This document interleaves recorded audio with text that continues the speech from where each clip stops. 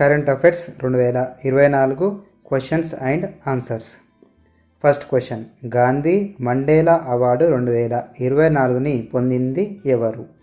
జవాబు, మెక్సికోకి చెందిన విక్టర్ గోన్జాలెజ్ టొర్రెస్, గ్వాటెమాలాకి చెందిన రిగోబెట్టా మెన్చుట్టుమ్. సెకండ్ క్వశ్చన్, శుద్ధ ఇంధనం, సెమీ కండక్టర్లు, టెలికాం రంగాల్లో సహకారం కోసం ఇటీవల భారత్ ఏ దేశంతో ఒప్పందం చేసుకుంది? Answer, Britain.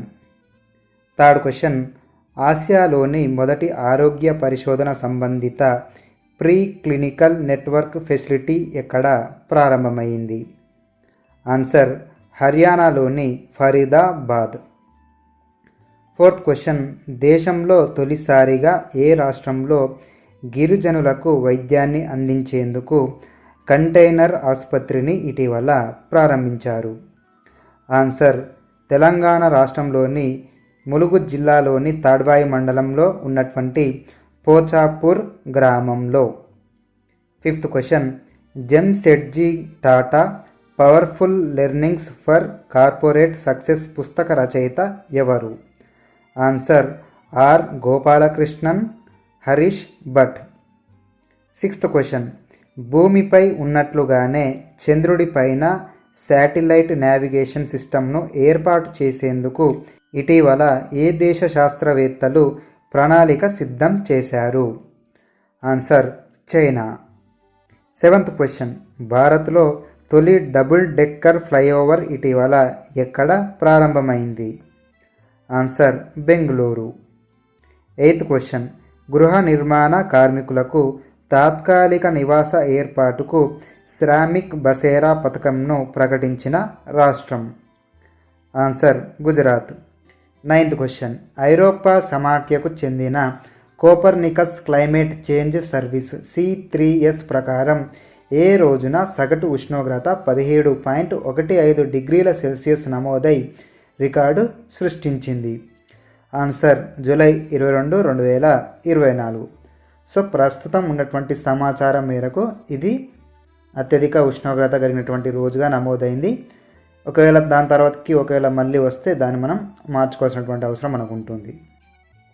10th క్వశ్చన్, 142వ ఇంటర్నేషనల్ ఒలింపిక్ కమిటీ IOC సమావేశంలో ఇంటర్నేషనల్ ఒలింపిక్ కమిటీ సభ్యురాలిగా భారత్ నుంచి ఏకగ్రీవంగా ఎన్నికైంది ఎవరు?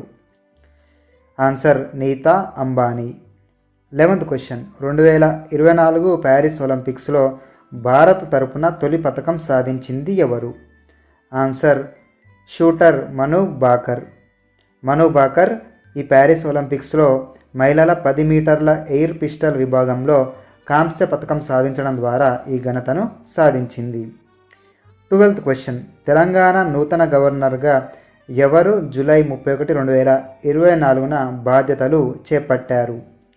ఆన్సర్, త్రిపుర మాజీ ఉప ముఖ్యమంత్రి జిష్ణుదేవ్ వర్మ.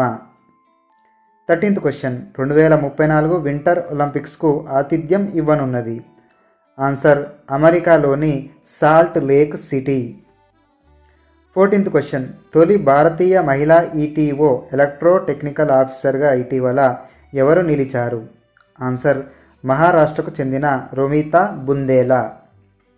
15th క్వశ్చన్, ఏటా ఏ రోజున రాజ్యాంగ హత్యా దినం సంవిధాన్ హత్యా దివస్గా జరుపుకోవాలని ఇటీవల కేంద్రం నిర్ణయించింది? Answer, June 25. సో ఫ్రెండ్స్, ఈ వీడియో కనుక మీకు నచ్చినట్లయితే వీడియోని లైక్ చేసి మీ ఫ్రెండ్స్కి వీడియోని షేర్ చేయండి.